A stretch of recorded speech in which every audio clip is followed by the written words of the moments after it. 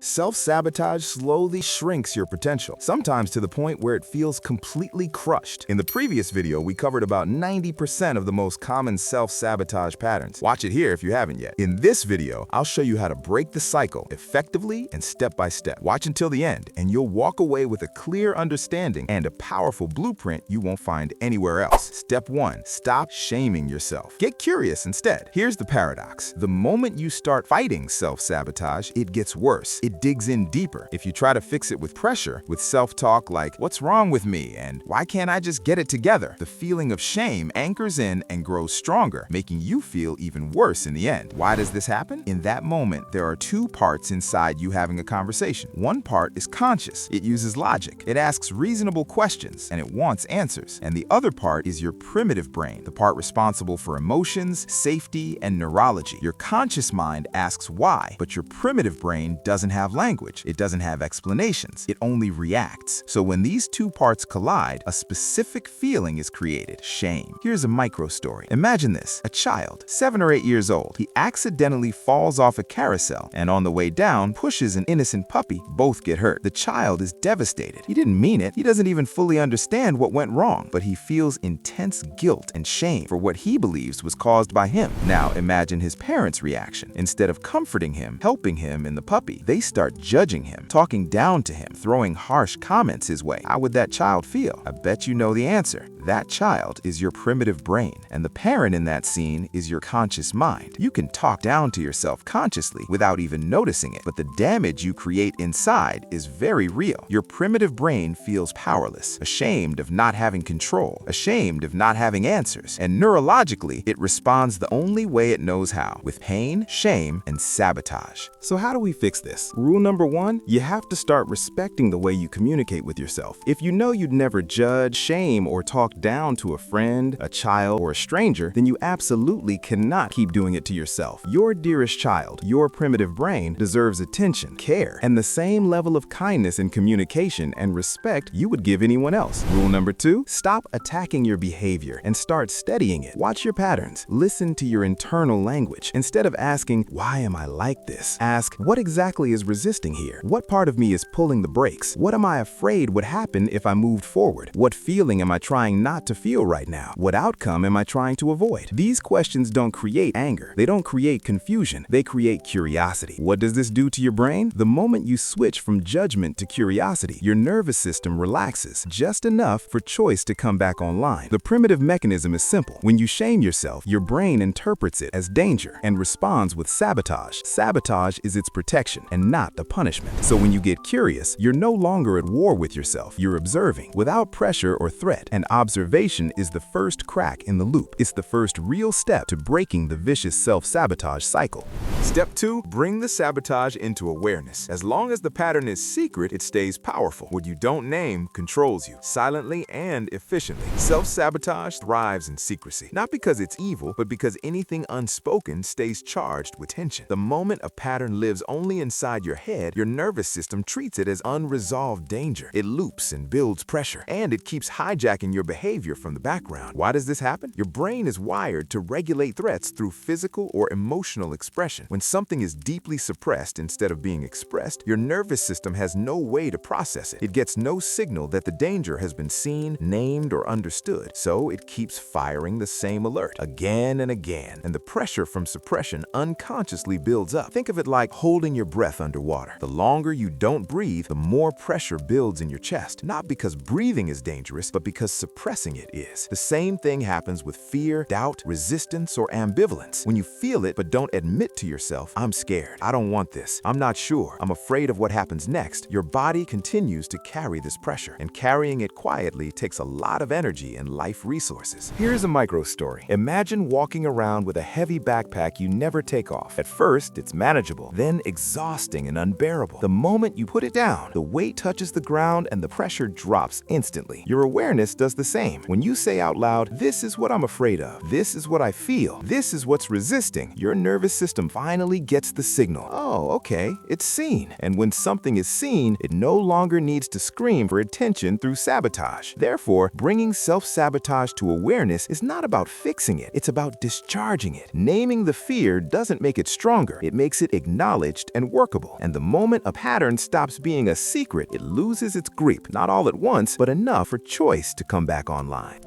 Step 3, allow ambivalence. Yes, you can want it and not want it at the same time. Having mixed feelings is not a flaw. It's normal, it's human, and it's actually information. Self-sabotage often doesn't come from "I don't want this." It comes from "I want this, but another part of me really doesn't." And the problem isn't the conflict itself. The problem is pretending one of those parts doesn't exist. Why does this matter? Because when a part of you is ignored, it doesn't disappear. It protests. Quietly at first, then louder, then through avoidance, procrastination, distraction, and quitting. Your brain doesn't sabotage you because it's confused. It sabotages you because it feels unheard. Think about it. One part of you wants growth, change, success, movement. It sees the future, the logic. It wants progress. And another part of you wants comfort, safety, predictability. It wants to avoid loss, pain, exposure, disappointment. Both parts are trying to protect you. They just speak very different languages. A micro story. Imagine two people inside the same car. One is focused on the destination. The other keeps saying, "Slow down. This road feels risky." Now imagine the driver ignores the second voice completely. What happens? Remember Titanic? Just kidding. The thing is, the ignored voice doesn't go silent. It grabs the handbrake. That's ambivalence. Not failure, not weakness, but a system trying to stop a perceived threat. Now, the typical mistake that most of us make is trying to eliminate the resisting part. We just can't stand its presence. We label it as lazy, broken, or self-sabotaging. So, how do we fix it? The main rule is to learn to allow the ambivalence. How? Instead of asking, "How do I get rid of this part?" ask, "What is this part trying to protect me from? What does it need to feel safe? What is its higher intention for me?" Because no part of you is there to ruin your life. That's not its goal. Every part exists to protect something in you or to protect you from something. When you allow ambivalence, you stop forcing agreement. You stop demanding alignment. You create space for negotiation instead. And the moment a resisting part feels acknowledged, it stops pulling you down from behind and begins to cooperate. So your progress doesn't come from choosing one side. It comes from the integration of all sides in disagreement, letting them all exist and listening before pushing to allow them to find a path that skips the inner war. Step 4, Carl Jung's focus on the necessary task now. Not the past, not the story, the task. You can analyze childhood for 8 years. Your brain will still avoid the email. So here's the grounding question. What necessary task am I not doing right now? Not what's my trauma around it, not what does this mean spiritually, just what is the next necessary task. Here's where most of us get stuck for years. We keep asking, why am I like this? Where did this come from? Who messed me up? And yes, those are some valid questions, but they don't move your life forward because insight without action turns into another form of avoidance. Carl Jung had a very simple idea. He believed that healing doesn't happen by endlessly digging into the past. It happens by engaging with the necessary task of the present moment. Not the perfect task, not the heroic task, just the necessary one. Why does this matter for self-sabotage? Because your brain can hide forever in explanation mode. It can analyze, intellectualize, connect dots, tell beautiful stories about childhood, trauma, and patterns and conditioning, all while doing absolutely nothing. Self-sabotage loves insight without movement. So instead of asking, why do I keep doing this? Ask a different question. What is the necessary task I'm avoiding right now? Not next year, not after you're healed, not after you feel confident, right now. It might be small, unimpressive, even boring. Send the email, have the conversation, show up for the meeting. The secret is to take the first uncomfortable mini step. Here's a micro story. Imagine someone standing in front of a closed door, spending hours analyzing why doors scare them, where the fear came from, who taught them to fear doors, all while the key is already in their hand. The door doesn't open from insight. It opens from one simple action. And here's the important part. The necessary task is rarely dramatic. It doesn't feel like a breakthrough. It feels ordinary. That's why the brain resisted, because ordinary action removes the excuse to stay stuck. The moment you focus on the task, the nervous system has something concrete to respond to, something real and measurable, and suddenly the story quiets down. Therefore, this step isn't about understanding yourself better. It's about engaging with life where it's actually happening, not in memory or in theory, but in reality. Find the necessary task, do it minimally and imperfectly, and let movement do what insight alone never could.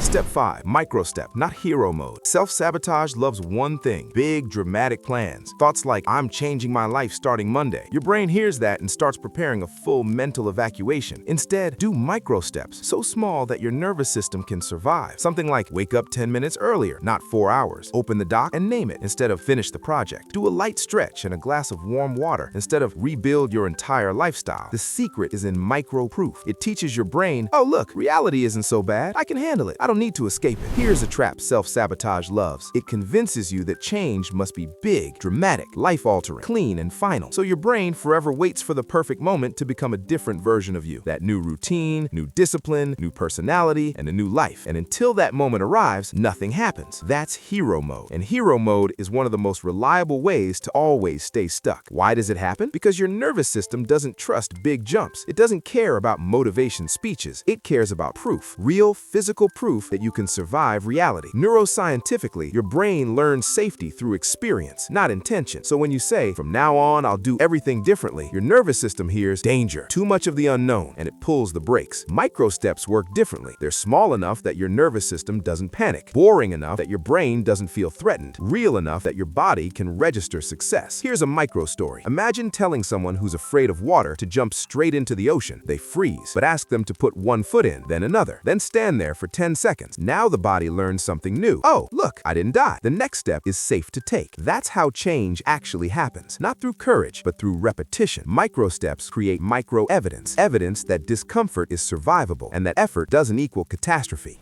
Step 6. Dialogue with the saboteur. Active imagination. This is the most practical tool in your whole structure and is similar to Step 3 about allowing ambivalence. Set 20 to 30 minutes, quiet, no phone, no research, and imagine the part that sabotages. Give it a form: a child, a protector, a rebel, a tired version of you. Then ask, what are you protecting me from? What is your higher purpose? What do you want from me? What are you afraid will happen if I succeed? What do you need so you don't have to sabotage? This puts you in connection and in a powerful dialogue with the saboteur inside you. Your job is to get the answers and find a new strategy that meets the need without destroying the goal. Because the saboteur part inside you isn't evil, it's simply outdated. Here's the crazy part. Self-sabotage isn't random, and it's not stupid, and it's also not some kind of broken behavior. It's a part of you trying to do a job, a clumsy job, an outdated job, but a job nonetheless. The problem starts when you treat that part like an enemy, because the more you try to silence it, the louder it gets. Why? Because ignored parts don't disappear, they escalate. Neuroscientifically, the brain doesn't resolve internal conflict through suppression. It resolves it through integration. Anything that isn't heard keeps knocking. So instead of fighting the saboteur, this step asks you to do something counterintuitive. Talk to it. And no, not metaphorically, but literally. Here's the structure. Set aside 20 to 30 minutes of quiet. No phone, no distractions. Then imagine the part of you that keeps sabotaging. Don't force a shape, let it show up on its own. It might look like a child, a protector, a critic, a tired version of you, or something abstract. That doesn't matter. What matters is the dialogue. Ask it 3 simple questions. What are you trying to protect me from? What do you need that you're not getting right now? What are you afraid would happen if I actually reach this goal? And then listen, not with logic, not with debate, but with curiosity. A micro story. Imagine a guard standing in front of a door for years. No one ever asked why he's there. They just keep yelling, move! So he tightens his grip. But the moment someone asks, what are you guarding? The tension shifts. Very often, the saboteur isn't afraid of failure. It's afraid of exposure, loss, responsibility, loneliness, collapse after success. Things your conscious mind rushed past too quickly. Here's the key part. Once you understand what the saboteur wants, you don't remove it, you renegotiate. You ask, how can I meet this need without destroying the goal? Safety without stagnation, protection without paralysis. That's integration. Therefore, self-sabotage doesn't dissolve when you overpower it. It dissolves when the part causing it no longer has to scream to be heard. Dialogue turns resistance into information, and information gives you leverage.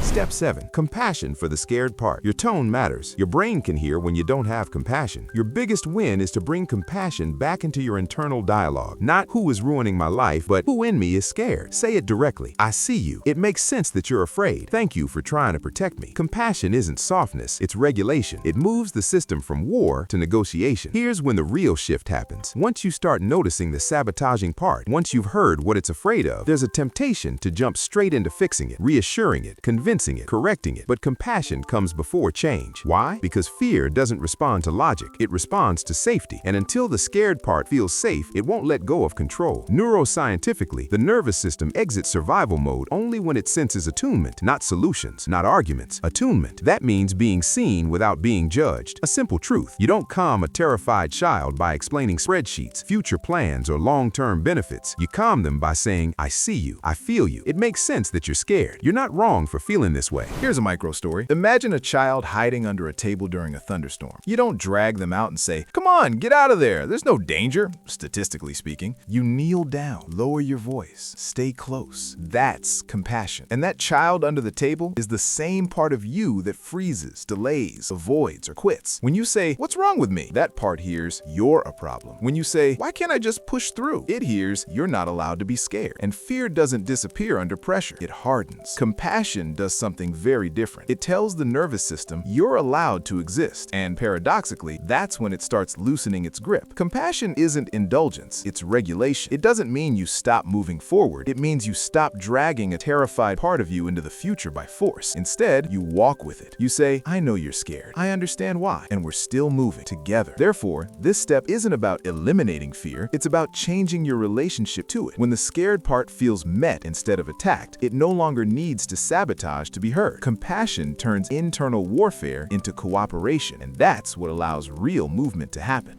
Step 8. Accept reality and grieve the old illusion. Sometimes self-sabotage is just denial in a nicer outfit. Like if you got a diagnosis and you keep eating like nothing changed. Sometimes growth requires a real loss, a comfort, an identity, an illusion, a safe version of you. So you grieve it. Honestly, yeah, I'm sad it can't be like before. That moment of grief is what ends the internal bargaining. This is the step that almost sounds silly because it doesn't feel productive. It doesn't feel empowering. It feels uncomfortable. Well, here's the truth. Some forms of self-sabotage exist not because you don't want change, but because part of you is still holding on to an old version of reality, an old deal, an old fantasy, or an old illusion. And until that illusion is acknowledged and grieved, your brain keeps acting like the old rules still apply. Why? Because the nervous system hates unfinished endings. Neuroscientifically, your brain is constantly predicting. It runs on expectations. And when reality changes, but the expectation doesn't, the system resists. It's not defiance, it's grief. A simple example. Imagine being told you can eat whatever you want forever. Sugar, comfort, excess. Then one day, a doctor says, this will hurt you now. Logically, you understand. But emotionally, there's loss. Loss of ease, loss of pleasure, loss of the old normal. If you don't grieve that loss, you don't fully accept the new reality. You hover in denial, and denial fuels self-sabotage. Here's a micro story. Think of someone who says they want change, but keeps acting as if the old conditions will magically return, as if effort won't be required, as if discomfort won't be part of the deal, as if they won't have to give something up. That as if is the illusion. Self-sabotage often protects that illusion because accepting reality means accepting a cost. Less comfort, more responsibility, more limits, more truth. And the nervous system needs space to mourn what's gone. This isn't weakness, it's a biological process. Grief signals closure. When you say, yes, I'm sad that it won't be like it was before. Yes, I miss the old ease. Yes, this costs me something. Your brain finally updates the file. Reality accepted. Old illusion released. Therefore, this step isn't about forcing optimism, it's about honesty. You don't move forward by pretending nothing was lost. You move forward by acknowledging it. Grief clears the resistance that discipline never could. And once the illusion is mourned, self-sabotage loses one of its strongest anchors because there's nothing left to protect you from accepting what's actually real.